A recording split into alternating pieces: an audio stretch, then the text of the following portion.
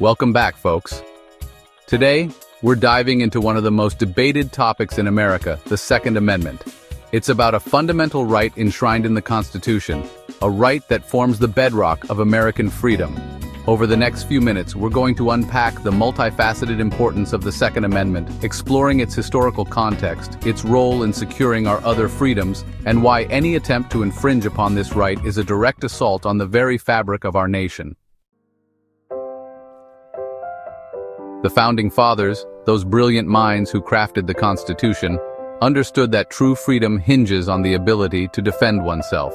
They had just fought a bloody revolution against tyranny, against a government that sought to disarm its citizens and impose its will by force. That's why they enshrined the right to bear arms in the Second Amendment, not to appease hunters, but to guarantee the very survival of liberty itself. They recognized that an armed citizenry is not a threat to a free state, but rather its ultimate safeguard. The Second Amendment is the embodiment of self-reliance, the spirit of a nation that refuses to be subjugated.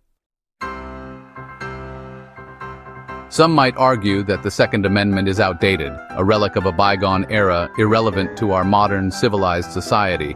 But I ask you, have we somehow transcended the human capacity for tyranny? History teaches us otherwise. Time and time again, we've witnessed governments, even those democratically elected, succumb to the allure of power, eroding individual liberties in the name of security or some utopian ideal. The Second Amendment stands as a stark warning to any government, present or future, that attempts to overstep its bounds and trample upon the rights of its citizens. Just as a strong military safeguards a nation from external threats, so too does an armed citizenry act as a deterrent against internal tyranny. Beyond the lofty ideals of liberty and self-governance, the Second Amendment also serves a much more personal and immediate purpose: the right to self-defense. Every individual has the inherent right to protect themselves, their families, and their property from harm. We have the right to feel safe in our homes and communities, and the Second Amendment ensures that we have the means to defend ourselves when seconds count and law enforcement is minutes away. Critics often point to crime statistics, arguing that stricter gun control is the answer to violence. But this ignores the countless stories of law-abiding citizens using firearms to defend themselves from criminals. The reality is that a firearm in the hands of a responsible citizen can be the difference between being a victim and being a survivor.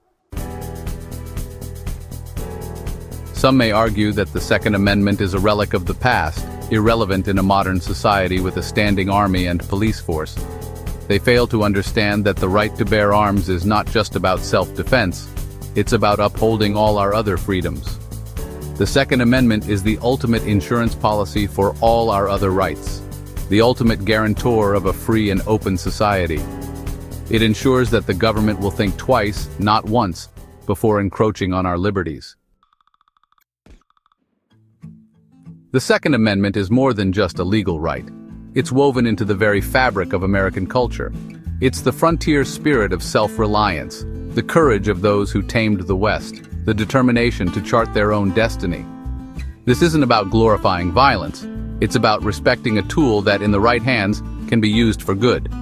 It's about understanding the weight of responsibility that comes with owning a firearm, the importance of training and safety, and the solemn duty to protect innocent life.